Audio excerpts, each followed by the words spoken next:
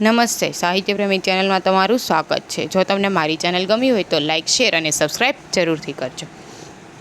હિન્દુ ધર્મમાં ગંગા નદીને માત્ર નદી તરીકે જ નહીં પણ દેવી તરીકે પણ પૂજવામાં આવે છે। આ જ કારણ છે કે ગંગા દશેરાને તહેવાર તરીકે ઉજવવામાં આવે છે।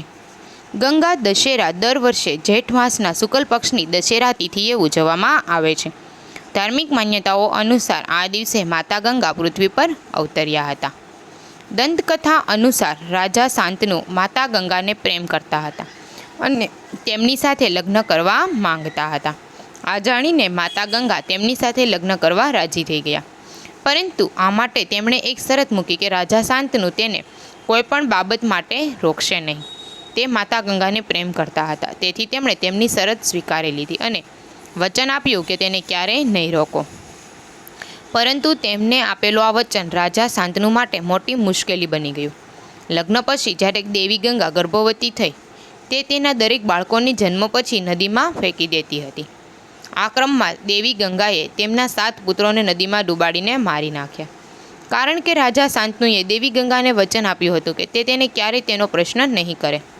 આ વચનને લીધે તે એકલા રડતા અને પીડાતા હતા અને દેવી ગંગાને કોઈપણ પ્રકારનો પ્રશ્ન પૂછી શકતા ન હતા। જ્યારે દેવી ગંગાએ 8મા પુત્રને જન્મ આપ્યો અને તે તેને નદીમાં ફેંકવા જતી હતી, ત્યારે શાંતનુએ પાછળથી આવીને તેને રોકી અને કહ્યું કે હું આ સહન કરી શકીશ નહીં। પછી દેવી ગંગાએ તેમને કોઈ પ્રશ્ન ન પૂછવાનું વચન યાદ કરાવ્યું। રાજાએ કહ્યું કે તે સમયે હું રાજા હતો, પણ હવે હું એક પિતાનો હક પૂછું છું કે તમે મારા પુત્રોને આ રીતે વારંવાર કેમ મારી રહ્યા છો? દેવી ગંગાએ કહ્યું કે હું મારા પુત્રોને મારી નથી રહી, પરંતુ હું તેમને શ્રાપમાંથી મુક્ત કરી રહ્યું છું। હું સ્વર્ગમાં રહેતી બ્રહ્મપુત્રી તમારી સાથે પૃથ્વી પર શ્રાપ સાથે રહું છું। તેમણે વધુમાં જણાવ્યું કે પૂર્વજન્મમાં મહારાજનો મહાભિષેક હતો, જે ઇન્દ્રલોકમાં આવ્યા હતા ત્યારે હું મારા પિતા સાથે ત્યાં હતી। મહારાજ મહાભિષેક મારી સુંદરતાથી મોહિત થયા અને હું પણ તેમનામાં ખોવાઈ। આ જોઈને ભગવાન બ્રહ્મા ક્રોધિત થઈ ગયા અને અમને બંનેને મનુષ્ય તરીકે જન્મ લેવાનો શ્રાપ આપ્યો। તો દેવી ગંગાએ કહ્યું કે ના, તમારા 8 બાળકો વસુ છે।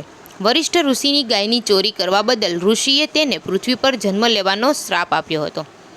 તે સમયે મેં ઋષિને વચન આપ્યું હતું કે હું તેને મારા ગર્ભમાંથી જન્મ આપીશ અને તે પછી તેને મૃત્યુની દુનિયામાંથી મુક્તિ મળશે, પરંતુ આજે તમે 8મા બાળકને મૃત્યુથી બચાવી લીધું છે, જેને હવે આ શ્રાપ ભોગવવો પડશે। પૃથ્વી પર જીવતી વખતે આ 8મા બાળકે તે ચોરીમાં મહત્વની ભૂમિકા ભજવી હતી। ભીષ્મ પિતામહ ગંગા અને શાંતનુના 8મા પુત્રના હતા। દેવી ગંગા રાજા શાંતનુ દેવવ્રતના 8મા પુત્ર હતા, જેઓ તેમના વ્રતને કારણે ભીષ્મ પિતામહ તરીકે જાણીતા બન્યા હતા। ભીષ્મ પિતામહને કોઈપણ પ્રકારનું સાંસારિક સુખ નહોતું મળ્યું। તેમને તેમના જીવનથી લઈને મૃત્યુ સુધી ઘણી મુશ્કેલીઓનો સામનો કરવો પડ્યો હતો। ફરી મળીશું સાહિત્ય પ્રેમી ચેનલમાં, સબસ્ક્રાઈબ જરૂરથી કરજો।